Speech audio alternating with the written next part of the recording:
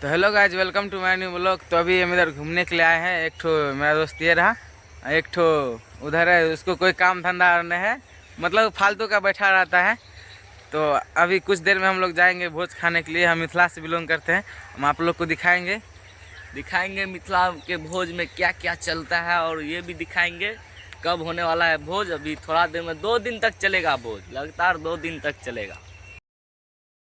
तो अभी हम लोग जा रहे हैं भोज खाने के लिए, तो बने रहिए मेरे साथ, हम आप लोग को दिखाएंगे। पानी खत्म पिल्लू।